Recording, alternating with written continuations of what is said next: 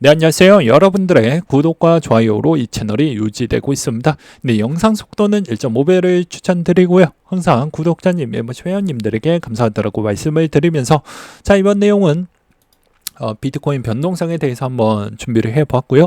이번에 8월 연준 의장에 따른 FOMC 의사록 공개가 있고 그 다음에 9월에 FOMC 회의도 얼마 남지 않았습니다. 아마도 이제 이 2주에 따른 비트코인에 따른 변동성 추이도 좀 커질 것으로 보여지기 때문에 이런 것에 대해서 좀 준비를 해볼 필요성이 전 있다라고 보는 입장입니다. 그래서 잘 대응하시길 바라겠고요.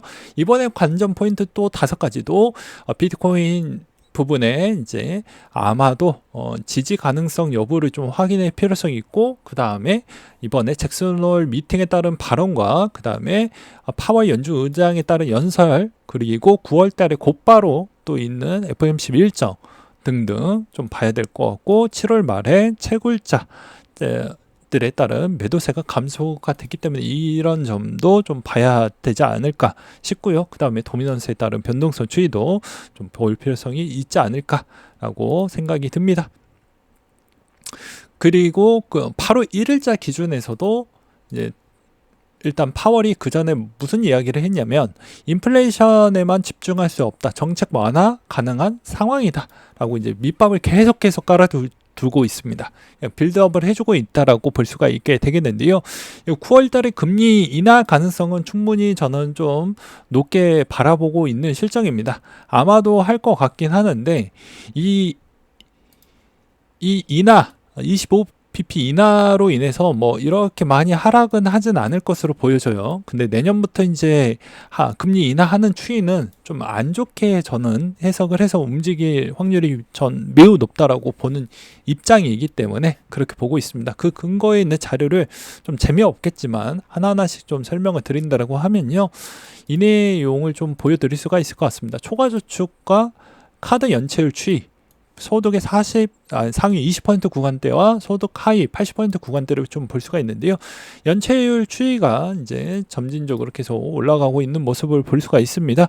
이걸로 이제 알 수 있는 건 여전히 이제 투자적인 부분에 있는 한계점이 도달을 하고, 그 다음에 소비에 있는 패턴이 매우 적어지다 보니까 전체적으로 기업에 따른 실적은 앞으로 더 줄어들 수밖에 없게 되겠죠. 그러면 당연시 이제 지수도 점진적으로 이제 둔화가 되는 그런 현상이 보여줄 수밖에 없다라는 내용을 짤막하게 준비를 했습니다.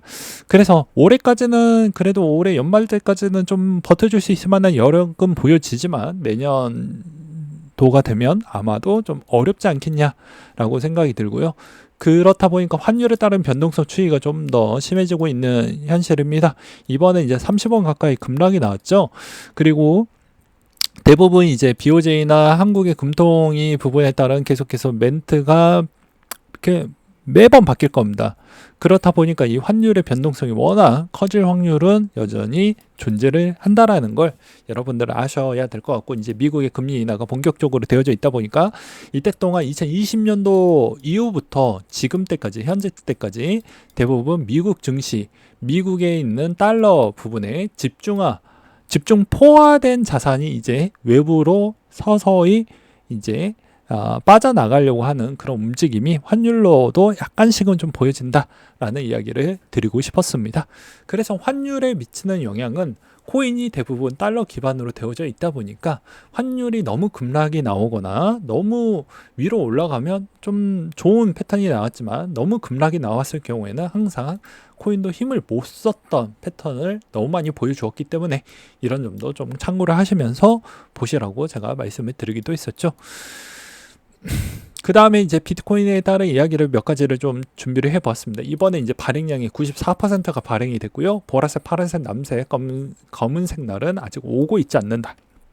즉 검정색이 와야 이제 불장이라고 볼 수 있는데 아직 그 시점이 안 왔다. 그렇기 때문에 곧 올 것이다 라는 그런 주장들이 나와주고 있습니다. 그런 기반적 요소도 저도 충분하다라고 생각을 하는 이유는 전반적으로 이제 미국 지수에 대부분 상장되어져 있는 회사가 뭐 우리가 흔히 알고 있는 MSTR, 그쵸? 그리고 코인베이스, 그리고 그 외에 비트코인을 보유하고 있는 뭐 ETF 운용사들, 블랙로, 피델리티 이런 쪽에 따른 추이가 좀 볼 수가 있겠죠. 그렇기 때문에 전체적인 미국 지수가 어느 정도는 횡보만 해줘도 나쁘지는 않는다 라고 말씀을 드릴 수가 있겠고요. 그 다음에 두 번째로는 정책적 기반 요소가 아직 나오려면 멀었습니다. 대통령 선거가 끝나야지 알 수가 있는데, 대부분 크립토 기업들은 대기업이 별로 없습니다. 네, MSTR도 엄밀히 따지면 대기업 소속은 아니에요. 한국 기업 기반으로 보면 시가총액 규모로만 따지면 그렇게 보일 수는 있지만, 미국 시장 기업 추이로 본다라고 하면 거긴 대기업이 아닙니다. 그렇기 때문에 엄밀히 따진다라고 하면 당연히 이제 정책에 따른 법인세 인하나 추가적으로 이제 뭐 트럼프 씨나 이런 쪽에 따른 이야기를 들어본다라고 하면 여러 가지 정책적인 규제 요소를 많이 만들어내려고 노력을 많이 해주고 있는 실정입니다. 그러면 그 안에 어떠한 내용들이 많이 나올 것인지에 따라서 기대감이 커질 수도 있고요, 아닐 수도 있습니다. 그래서 크립토에 있는 그런 환경적 요인들도 대통령이 누가 되느냐, 그리고 그 대통령이 어떠한 정책을 만들어 줄 것이냐에 따른 추이에서도 분명히 아직 방향성이 나오기에는 좀 더 시간이 필요하다고 저는 그렇게 생각이 들었고요. 그 다음으로 이제 블랙록의 비트코인 ETF가 모든 글로벌 ETF의 세 번째로 유동성을 확보를 했다라는 겁니다. 유동성이 이만큼 커졌다라는 건 변동성 추이도 조만간에 클 부분이 매우 크다라고 말씀을 드릴 수가 있을 것 같습니다. 그리고 이제 여기에서도 변동성 추이에 따른 이야기를 좀 드리려고 하는데요. 여러분들은 이제 대부분 제 구독자가 이제 고인물, 그러니까 오래 되셨던 고인물 구독자가 있고, 이제 막 신입으로 들어오셨던 추이가 있는데, 이 입장이 좀 다르죠. 더 싸게 살려고 하는 자, 아니면 어찌 보면 여기서 덜 떨어졌으면 좋겠다라는 형태로 볼 수가 있기 때문에 포지션이 둘 다 다릅니다. 그 대신 공동사항을 하나를 말씀드린다고 하면요, 변동성이 커야 개미한테는 좋습니다. 근데 개미는 오히려 반대로 하는 경우가 워낙 많습니다. 제가 이때까지 경험치로 보게 되면요, 이 변동성이 크면 일단은 시장에 참여를 하지 않습니다. 그러면 망하는 거예요. 제가 항상 이야기를 했지만 시장에 무조건 참여를 해야 됩니다. 무슨 말이냐, 내려갈 때 더 과감하게 더 많이 적립식으로 사야 되고요. 그 다음에 올라갈 때는 오히려 한 템포 더 인내심을 가져가야 됩니다.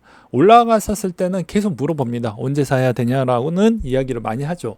조정이 나올 때까지는 계속해서 기다려야 됩니다. 그리고 오히려 내 포지션이 거의 없다라고 할지언정 계속 올라간다고 하면 그건 내게 아니다라고 어느 정도는 좀 더 기다릴 필요성이 있다라는 것이죠.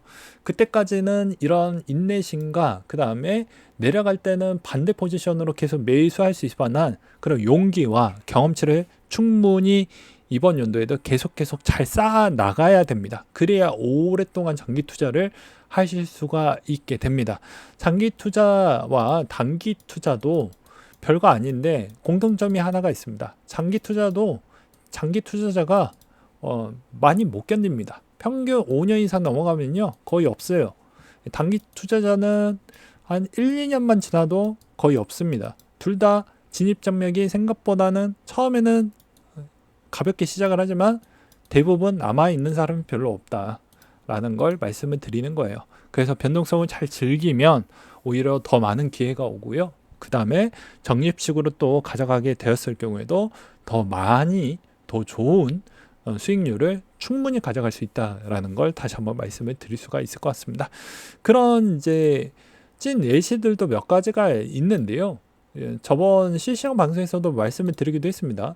이렇게 자기만의 원칙을 만들어 가지고 레버리지 ETF를 적재적소로 잘 쓰게 되면요, 지금은 이렇게 마이너스 폭이 크게 나올지언정 그럼에도 불구하고도 이렇게 60%가 찍어가고 있는 구간에서도 계속 적립을 했었을 때 결국에 이 자산이 문제 없다라는 전제 조건 하에 우상향 패턴을 계속 보인다라는 전제 조건 하에 계속 적립식으로 하게 되면 이런 기회가 온다라는 것입니다. 그 기회적인 추이를 잘 이용을 하려고 하면 엄청난 인내와 경험치를 많이 쌓아야지만 할 수가 있다라는 걸 또 볼 수가 있겠고요. 반면에 이 레버리지 제가 ETF도 많이 쓰라고 했던 시점은 어느 때냐면 급락이 나올 때 레버리지를 더 많이 사야 됩니다. 이제 비율은 이론상 비율은 1.5배가 제일 좋고요. 그러니까 현무 1에 레버리지 1대 1로 맞춰 가지고 사시면 됩니다. 근데 이게 실제 잘 지키는 사람이 별로 없어요. 네, 인간은 원래 잘 지키지 않습니다. 네, 제가 저번에도 이야기를 했지만 금연 어렵죠. 다이어트 어렵죠. 인간이 할 수 없는 영역이 몇 가지가 있습니다. 그래서 차곡차곡 그 인내심도 키울 필요성이 있고 용기도 좀 키울 필요성이 있는 겁니다. 그래서 엄청난 경험치를 좀 쌓으면 그 다음 주기 비트코인에 계속해서 투자하려고 하는 그 다음 주기에서도 가볍게 그렇게 넘어갈 수가 있는 것이지, 지금의 이 고통이 너무 힘들다라고 해서, 그리고 너무 지루하다라고 해서 자기만의 있는 연구와 그 다음에 그런 학습을 등하시한다라고 하면 수익률도 등하시하게 되어져 있다라는 걸 다시 한번 말씀을 드리는 바가 될 것 같습니다. 그래서 결론은 이 구간에서도 항상 떨어질 때마다 더 많이 죽고요. 그 다음에 올라갈 때는 인내심으로 버텨라 라고 저는 말씀을 드릴 수가 있을 것 같습니다. 그 다음에 마지막으로는 이번에 청원 결과 별로 좋지 못할 것 같습니다. 아무래도 그래도 이게 끝날 때까지는 계속 이야기를 할 것 같은데요. 당장 아쉬운 건 무엇을 이야기를 좀 드리고 싶냐면요. 여기에서도 진짜 중요한 청원들이 몇 가지가 있습니다. 자, 한번 보게 되면 이 난임 부부 같은 거 진짜 중요하는데 이런 거 청원에 관심도가 너무 적죠. 그리고 두 번째로는 이거 말고도 뭐가 있냐면, 기존에 이제 있었던 그 TMF 사태 같은 경우도 통과가 되어야 되는데 아주 저조한 청원율을 또 보여주고 있습니다. 그리고 이번에 또 알 수 있는 건 그 청약에 따른 그런 피해가 요즘 있었잖아요. 청약한다라고 해놓고 그냥 철회시켜 버리는 그런 경우도 있었는데, 이런 것도 또 좀 아쉽고, 그 다음에 중거거래 사기 피해 관련된 청원 같은 경우도 올라와져 있는데, 정작 진짜 국민에게 필요한 부분에 대해서는 국민들이 관심을 별로 갖고 있지 않는다라는 게 너무 안타까웠습니다. 오히려 그냥 정치적인 이런 싸움 부분에 그러니까 어찌 보면 인간의 그 교묘한 부분을 역으로 잘 이용을 하고 있다는 거죠. 그 성향을 정확하게 파악을 해서 이렇게 해서 내 편을 만드는 형태로 계속 이간질을 시키고 있다는 겁니다. 정작 우리에게 필요한 부분에 대해서는 통과가 안 되어 가고 있다는 게 너무 안타깝다.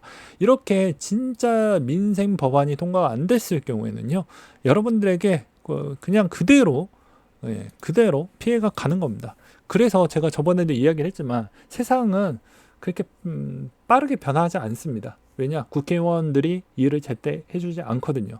그리고 이렇게 또 물어보시는 분들이 있을 겁니다. 반론으로. 야, 국회의원이 이제 통과를 시켜주었더라도 대통령이 통과를 안 시켜주면 이거 무용지물 아니냐라고 이제 이렇게 물어보시는 분들이 있습니다. 저는 이렇게 이야기를 할 수 있을 것 같아요. 그게 다 누구나 쉬운 자리였으면 누구나 했겠죠. 그 어려운 자리이니까 선출을 해가지고 뽑아가지고 그 부분을 협치를 잘해서 그 어려운 걸 통과시키라고 국회의원을 시켜준 거지, 쉬었으면 누구나 했었을 거라고 저는 생각을 하고 있는 바입니다. 그래서 그건 능력치라고 저는 생각이 들어요. 그래서 욕을 충분히 먹어야 된다라고 저는 보는 입장입니다. 그리고 제발 여러분들의 있는 이득은 여러분들이 챙겨 먹는 것입니다. 여러분들이 먼저 지갑이 두둑해져야 누구를 도와주거나 누구를 무언가를 해주거나 할 수가 있는 것이지, 정치적인 너무 색깔론에 너무 많이 빠져 있으면 여러분들의 혜택은 국회의원이 가져가는 것이지 여러분들 실제 혜택은 전혀 없다라는 걸 다시 한번 말씀을 드리는 바가 될 것 같습니다. 제가 저번에도 말씀드렸잖아요. 전세 사기 피해든 TMF 사기 부분에 있는 실질 민세 법안 통과 제때 안 해줘서 더 파이 거의 한 3만 명 넘게 피해를 보고, 이게 말이 됩니까? 그러니까 그런 거에 제발 놀아나지 마시고 투자 부분에 있었을 때도 항상 좀 객관적으로 좀 잘 판단하시고, 필요한 국민청원 있으면 항상 여러 가지 잘 동참을 하셔서 좋은 우리 사회 환경 좀도 같이 한번 잘 만들어 보자고요. 그리고 코인 과세유예 좀 많이 부족합니다. 제발 좀 부탁드리겠습니다.